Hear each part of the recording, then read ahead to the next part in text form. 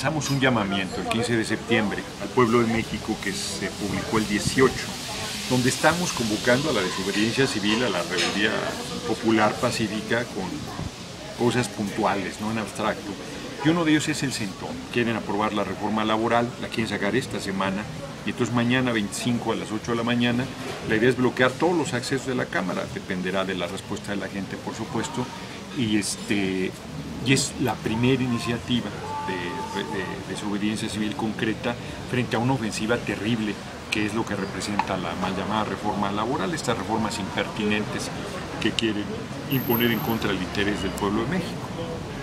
Digo, es seguro ya que la reforma se va a aprobar, eso ya, la intención sí es entrarle completamente. Bueno, seguro, lo único seguro en esta vida es la muerte, pero tiene todo articulado porque el PRI y el PAN tienen los votos suficientes. ¿Podría el PRD con PT y Movimiento Ciudadano parar la reforma en la Cámara? Podría, son 140 diputados, eso da para armar un broncononón, pero fenomenal. Hoy mismo que hay sesión de la Comisión del Trabajo, podían inscribirse los 140, hablar los 140 y esa comisión no avanza una coma en el tema, pero dudo mucho que lo hayan hecho. Entonces, de fuera tenemos que hacer la presión. Hay compañeros, hay valiosos en la Cámara, pero ojalá yo me equivoque, los veo aislados, los veo solos. Entonces, nosotros con un grupo de 30 paramos la reforma. Hubo un rompimiento del PRI, hubo dificultades, había condiciones, pero nosotros armamos el pleito y no pudieron sacar ni esa ni la Ley de Seguridad Nacional. Entonces vamos a ver también cómo se comportan los diputados y diputadas de izquierda, además de ir al Senado luego, y en el Senado hay un bloque también de compañeros que fueron diputados y que podrán dar una respuesta dura a este tema. Entonces eso de que sea un hecho su aprobación, no, pero hay la voluntad, la determinación del PRIAN de sacar la reforma laboral. Son ya 3 intentos, ¿no me dijiste, de reforma laboral? Bueno, lo han intentado, yo no recuerdo ahora si desde el 2006, desde esa legislatura, trataron de sacarlo, pero en la nuestra, que entró en 2009, Calderón y el PAN fueron con todo para sacar la reforma, lo intentaron.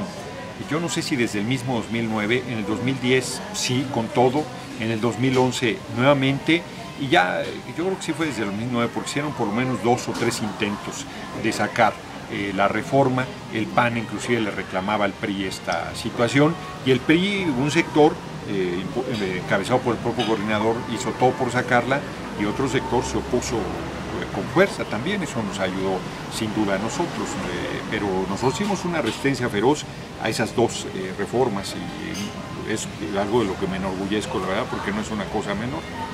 Y en un país donde los sueldos están, o sea, de la fregada, esa obsesión por cambiar una ley que finalmente tiene muchos recovecos para ellos, ¿por qué esta obsesión tan absoluta en un cambio de una ley que en general les es bien favorable? Tiene que ver con mandatos del Fondo Monetario Internacional, los intereses de los poderosos, pero como también en el llamamiento lo pusimos, quieren crear limosneros laborales que pidan trabajo como si fuera limosna y reciban limosna como si fuera salario. Sí, es muy grave, porque quieren pagar 7 pesos la hora, que la gente no tenga pensión, no tenga jubilación, no tenga seguro social, no tenga aguinaldo, no tenga vacaciones, no tenga nada, trabaje hasta el último día de su vida. Esto detrás trae que el patrón te puede despedir con la mano en la cintura, que se acaba el carácter tutelar del derecho, que desaparecería la seguridad social, porque si ya no hay obligación de otorgar seguridad social a los trabajadores, pues el Seguro Social y el ISSSTE van a desaparecer. Eso es evidente. El Seguro Social particularmente es una ofensiva brutal, es un despropósito. Quieren, pues, como los migrantes en Estados Unidos, que trabajan toda su vida, son perseguidos allá como criminales, aquí quieren tratarlos como limosneros, y que hasta el último día de su vida están trabajando. Dicen que para crear más empleo. Eso es un absurdo, porque además quieren pagarte por horas, quieren darte trabajo por horas, literal, que vayas a pedir trabajo como si fuera limosna, y que te tengan totalmente subordinado, porque ya no es de que te corran, simplemente no te contratan al día siguiente y se acabó la discusión. Es una reforma brutal, que con el engaño de que van a democratizar los sindicatos y van a formar más empleo, en realidad lo que hacen es crear sindicatos patronales,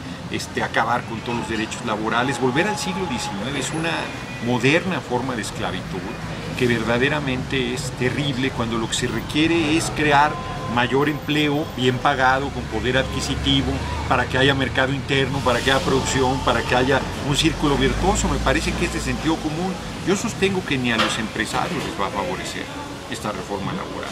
Es tan voraz, es tan absurda, que ni siquiera al sector empresarial le es favorable una dinámica de esa naturaleza, pero en su voracidad no están siendo miopes, no están observando la gravedad de la determinación que están planteando en su obsesión por integrarse al mundo global, por competir con otras economías con las cuales no vas a competir. Lo que tú tienes es que aprovechar tus fortalezas, y las de México son muchas. A pesar del pésimo gobierno que ha habido, somos la tercera economía del mundo, y lo que se requiere es una redistribución de la riqueza que se genera a través de empleo bien pagado y de derechos sociales como la seguridad social, como la educación, como la salud, como el acceso a vivienda, como el acceso a alimentación. De verdad es una cosa de lo más elemental, de lo más obvia, para quien se sienta a reflexionar un poco sobre el tema.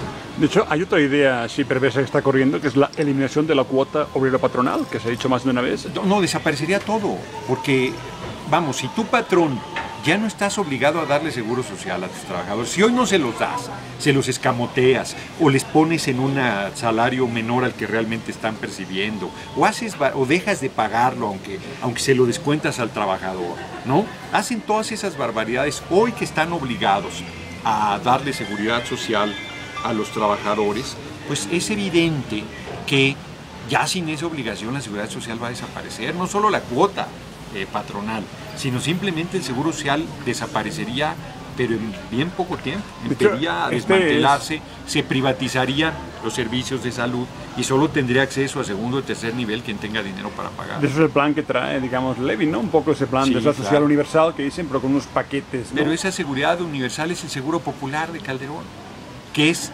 un seguro, pero que no es seguro, ¿no? Y ya si quieres verdaderamente ingresar a otros servicios médicos de otra calidad y de otro nivel, pues tendrás que pagar, tendrás que comprar, como en Estados Unidos. O sea, no mienten cuando dicen como en Estados Unidos, es pagar por hora como en Estados Unidos, sin seguridad social como en Estados Unidos, pero pagándote miserias como en México. O sea, es el peor de los mundos, lo peor de Estados Unidos sin ninguna de sus ventajas de por lo menos salarios que te permiten acceso a ciertos niveles mínimos.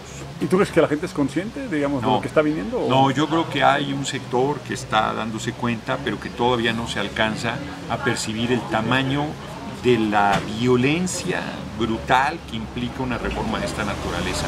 Quizás esta reforma, junto con la liquidación de Pemex y junto con la militarización del país, son las mayores agresiones que ha sufrido el pueblo de México desde que empezaron hace 30 años estas políticas neoliberales.